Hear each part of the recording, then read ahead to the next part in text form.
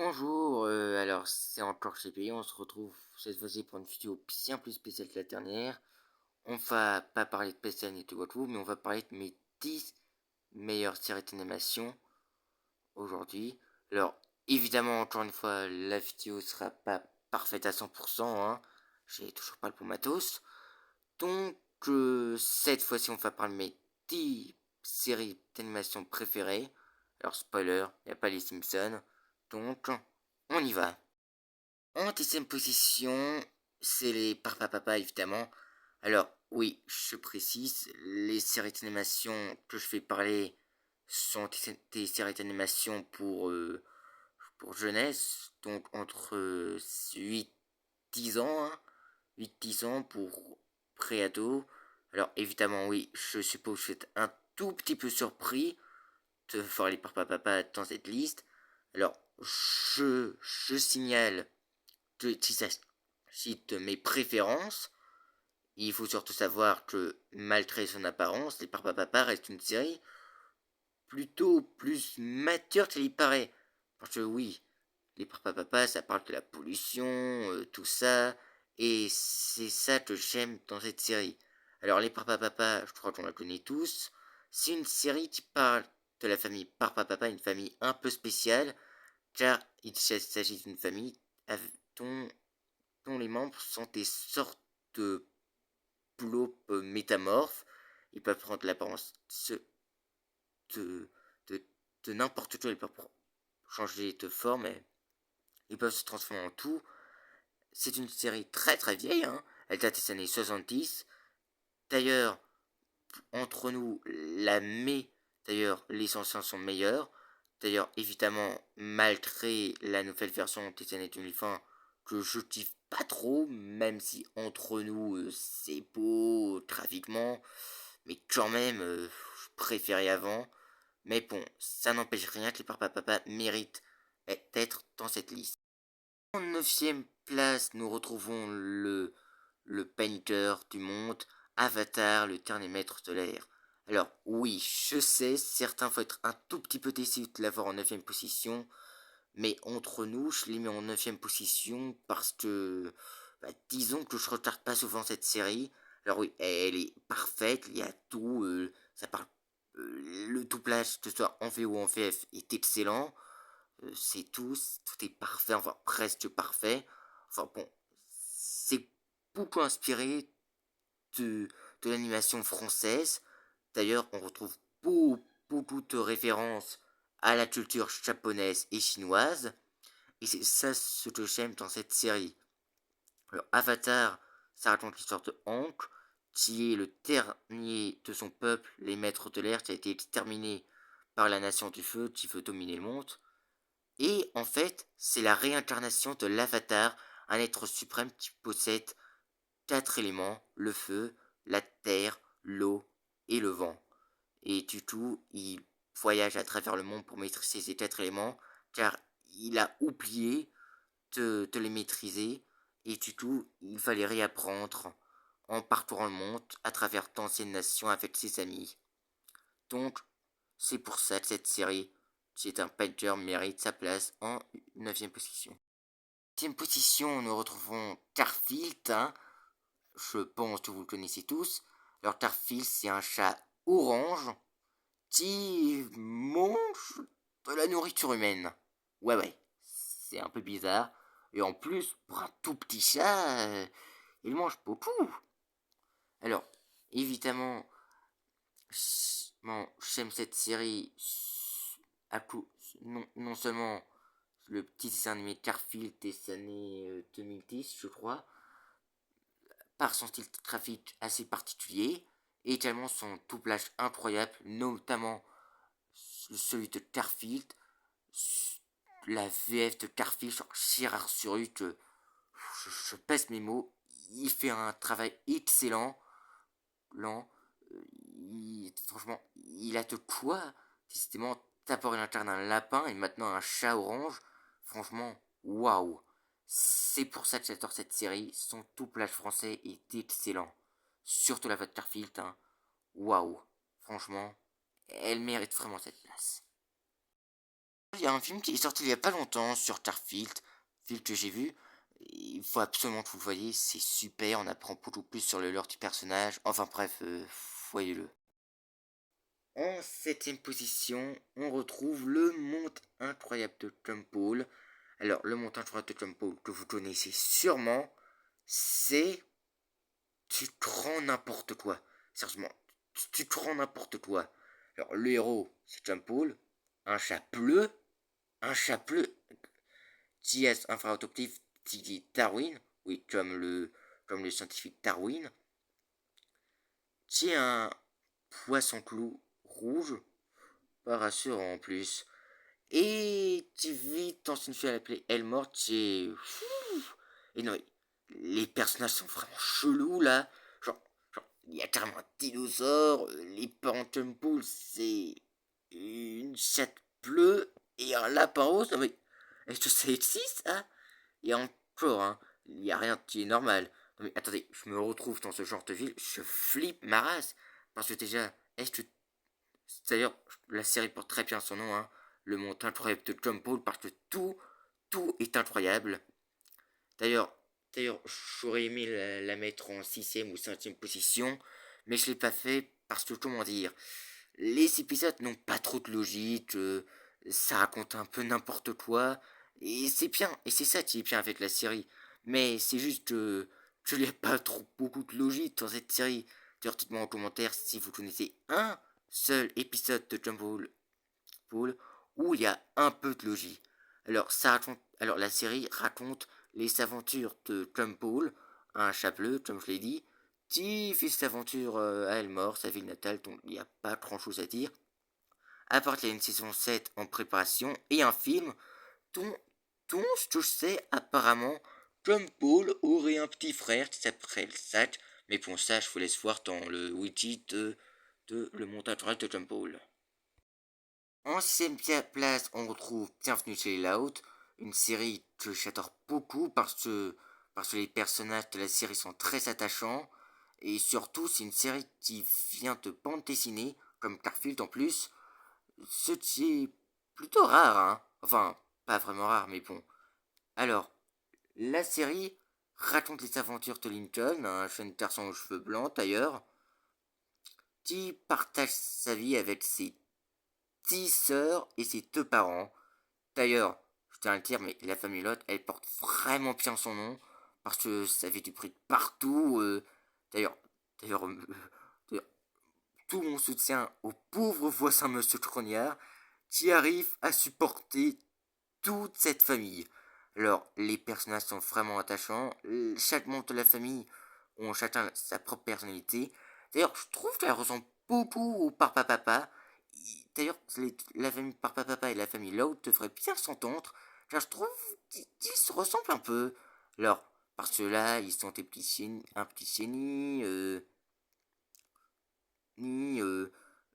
tout ça, ils partagent à peu près les mêmes aventures, tout ça. Et en plus, alors évidemment, la série a une version en live action que j'aime vraiment pas, hein, parce que là, ça c'est vraiment les louds. Alors que là, la série en live action, j'aime vraiment pas, hein. Oui, pas. Donc je crois que je suis pas le seul à ne pas vraiment aimer la série en live action. Donc croyez-moi, la série d'animation Bienvenue chez Out, c'est un painter, elle mérite sa place en 6ème position. Dans le top 5 avec mes 5 meilleures séries d'animation, croyez-moi, sont mes préférées. Et on retrouve Aspin Hotel et Il va Buzz. Alors oui, ces deux séries sont différentes, mais enfin, tu mens sur le nom, mais elles se passent dans le même univers, donc on va dire que ça compte. Alors, Aspin Hotel et Il va pas se passe, sont deux séries qui se passent en enfer, oui, en enfer. Aspin Hotel raconte les histoires de Charlie Morningstar, fille de Lucifer Morningstar, oui, Lucifer, le diable, et qui ouvre un hôtel pour aider les pêcheurs, donc les humains qui se sont retrouvés en enfer après avoir fait des tas de conneries de leur vivant, pour se racheter de leurs crimes et arriver au paradis. Car le paradis extermine les pécheurs afin qu'ils ne deviennent pas une menace. Et il ne veut pas se raconter l'histoire de Pizzo, un diable de l'enfer, qui fonde une entreprise de tueurs à gages qui va en enfer grâce à un traitement magique pour tuer des humains sous la demande d'un client qui s'est soit fait tuer, soit s'est fait ruiner la vie par un humain dans son ancienne vie humaine. Alors, j'aime les deux séries, notamment sur les personnages. D'ailleurs, je trouve Tasmin Hotel et Ilouva Boss sont deux magnifiques séries. J'espère vraiment que 50 Pop, la créative de ces deux chefs-d'œuvre d'animation, font vraiment beaucoup faire un crossover là, partout là. Franchement, ils se méritent. D'ailleurs, ces deux séries me tiennent beaucoup à cœur, car je les ai découvertes récemment. Et surtout, elles m'ont aidé à me guérir de quelque chose que je savais sur les homosexuels. Car oui, la série a beaucoup de couple homosexuel. Alors, comment dire, mieux vaut que j'en parle un peu plus tard parce que... Enfin bref, vaut vraiment faut regarder cette série. Aspen Hotel est disponible en VO et VF sur Prime Video et le voit poste sur YouTube. Et oui, ça... Et oui, hein, Aspen Hotel c'est plus populaire que le voit poste, bien que la saison 2 d'Aspen Hotel soit toujours en préparation et devrait sortir cette année ou l'année prochaine. Et je vous conseille vraiment la VO d'Aspen Hotel, elle est géniale. Ah, et aussi, si vous pensez que ces deux séries sont pour les enfants à cause de leur apparence toute mignonne de cartoon, leurs personnages très attachants et leurs chansons qui ressemblent vraiment à celles de Disney, méfiez-vous des apparences. Quatrième position, les mystérieuses cités d'or. Eh oui, vous pensez vraiment que j'allais faire un top 10 de mes séries d'animation préférées sans parler des mystérieuses cités d'or? Vraiment? Vraiment? Alors, les mystérieuses cités d'or, je crois que tout le monde connaît l'histoire. C'est l'histoire d'Esteban Ziad et Tao qui voyagent aux quatre coins de la Terre pour retrouver 7 mystérieuses cités d'or accompagné par trois adultes, Mendoza, Sancho et Pedro. Ils s'affronteront de dangereux ennemis, dont des conquistadors espagnols et, ainsi qu'un ancien peuple appelé les Soulmates ou Atlantes. Enfin bref, c'est un peu compliqué à expliquer l'histoire. Mais bon, d'ailleurs, il y a une version, d'ailleurs, il y a une suite en 3D que les fans n'ont pas trop plu, notamment plus, mais qui est super cinématrissa, et croyez-moi, c'est super, beau, coloré, tout ça. D'ailleurs, à chaque fin d'épisode, il y a un petit documentaire très sympa, ça nous apprend un peu plus sur le monde, tout ça, c'est vraiment génial. D'ailleurs, c'est la série d'animation préférée de ma grande sœur, croyez-moi, je crois, sœur, et aussi, et elle mérite vraiment sa place en quatrième position. En numéro 3 de notre liste, nous savons le painter Pokémon. Alors oui, je sais, Pokémon c'est un animé, c'est pas vraiment une série d'animation. Mais apparemment, à ce que j'ai compris, des Américains auraient travaillé également sur plusieurs saisons de Pokémon. Donc on va dire que c'est à la fois une série japonaise et américaine. Alors, c'est l'histoire... Alors, Pokémon, ça se passe dans l'univers des jeux Pokémon. Bon, et ça raconte l'histoire de Sacha, un jeune dresseur de 10 ans, qui parcourt le monde pour capturer des Pokémon et devenir le meilleur dresseur du monde. Ça, la série compte plus de 20 saisons et je compte me faire un marathon des saisons vu qu'elles sont toutes disponibles sur M6+. Souhaitez-moi bonne chance, j'en suis à XY et croyez-moi, cette série est un painter. Même si bon, elle a quelques faiblesses, notamment sur les saisons noir et blanc et soleil et lune que j'aime pas trop. Déjà noir et blanc parce que je rêve, ça est devenu un peu con. Et aussi parce que soleil et lune, disons son titre graphique limite un peu moche. Mais bon, ça reste quand même super, c'est une de mes séries préférées, et donc elle mérite ma place en troisième position. En deuxième position, je crois que vous vous attendiez peut-être, Wakfu. Alors, la série Wakfu, c'est l'une, ce n'est même la meilleure série d'animation française, toutes séries françaises sont parues, et Alors, la série s'inspire beaucoup d'animations japonaises. Elle est même classée dans la classification animée. D'ailleurs, la série raconte est passée sur un jeu vidéo appelé Dofus. C'est super, hein.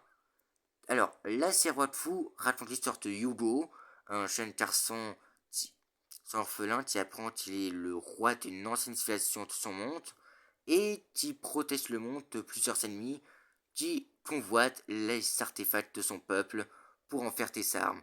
Alors, la majeure partie des méchants de cette série ont de très bonnes motivations, genre le méchant de la saison 1 voulait ramener à la vie sa famille en remontant le temps, mais bon, ça, faut voir toute la série. Et on a également la...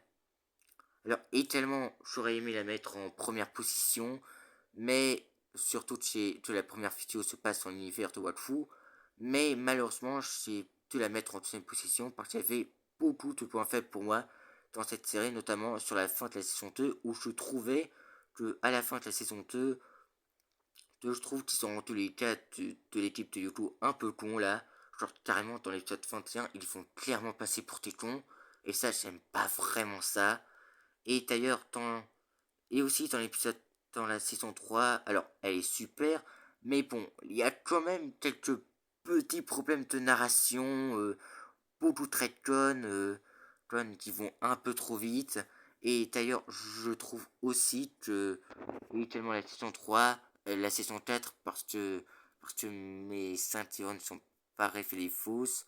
Alors, même si les saisons 2, 3 et 4 sont excellentes, mais j'ai quand même eu quelques petites déceptions et ça risque de continuer avec la saison 5 qui va avoir un campagne utilisateur bientôt. Je risque d'être vraiment déçu pour la saison 5 si un certain Todd ne prévoyait pas de changer ses plans au niveau timeline et chronologie, du moins si le utilisateur fait un carton, hein. Alors, donc, elle met à sa place en deuxième position, mais je la mets en première position de série d'animation Made in France. Donc, rassurez-vous, ce n'est pas la meilleure niveau mondial, mais niveau française, c'est la meilleure. Et enfin, en première position, si ce n'est même la meilleure série d'animation de tous les temps, je dis bien de tous les temps, là, dans un, que ce soit mon avis ou celui des autres, c'est clairement la meilleure série du monde. Je parle de l'incroyable, le seul, l'unique, le GOAT, le roi des séries d'animation, le légendaire.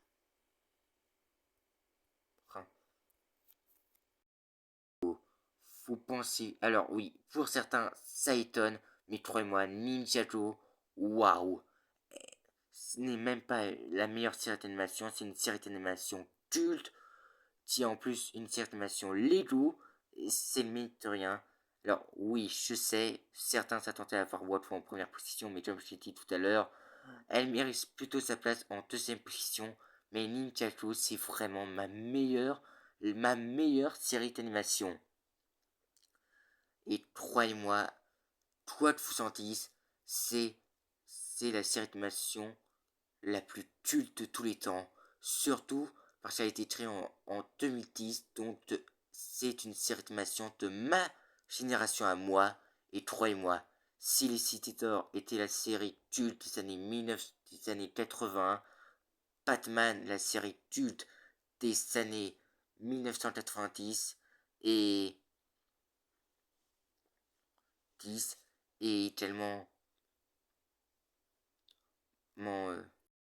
croyez-moi, croyez-moi, sur parole, Ninjago est la série culte de 2010.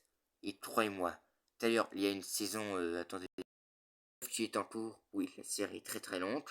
Et croyez-moi, si vous connaissez la série, dont j'en suis sûr, si vous venez de ma génération à moi, c'est une big théorie que j'ai sur la saison 3 de Trade Zine, ou la saison 19 si vous préférez. Donc il faut que je vous en parle dans une vidéo très prochainement. Et donc voilà, Ninjago, c'est ma série préférée. Et elle mérite vraiment sa place en première position. Cette vidéo me tenait beaucoup à cœur. Je comptais la faire depuis très longtemps en plus. Alors, alors je voulais vraiment parler de mes séries d'animation préférées, dont je parlerai plus en détail. Alors, évidemment, je ne vais pas parler de toutes ces séries d'animation. Donc, merci beaucoup de votre soutien. Hein. Ça a été encore plus compliqué de faire cette vidéo, surtout que je crois qu'elle a duré un peu plus longtemps. Donc, donc croyez-moi, allez voir ces séries d'animation. Toutes les séries que j'ai parlé, elles sont super.